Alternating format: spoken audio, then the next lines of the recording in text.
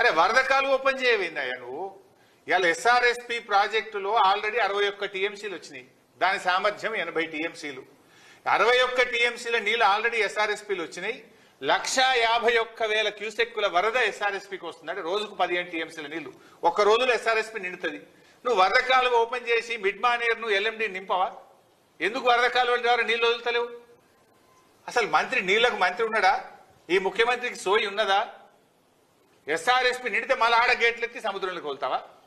ఆడ మిడ్ మానేర్లో 30 టీఎంసీల మిడ్ మానేర్లో ఆడ ఉన్నది 10 టీఎంసీలే, ఇంక 20 టీఎంసీల నీళ్లు పడతాయి. అరే ఆడ మంచి గేట్ ఎత్తితే గ్రావిటీ ద్వారా కరెంటు ఖర్చు లేకుండా ఫ్రీగా నీళ్ళు వచ్చి మిడ్ మానేర్ నిండుతుంది. మిడ్ మానేర్ కింద ఎల్ఎండి ఉన్నది.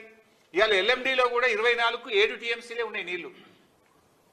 24కు ఎల్ఎండిలో 7 టీఎంసీలు ఉన్నాయి. మిడ్ మానేర్లో 30కి 10 ఉన్నాయి. ఆడ వరద కాలువ గేట్ ఎత్తితే చక్కగా వచ్చి మిడ్ మానేర్ నిండుతుంది, ఎల్ఎండి నిండుతుంది. కానీ ఎందుకు నింపుతలేవు? నిద్రపోతున్నావా?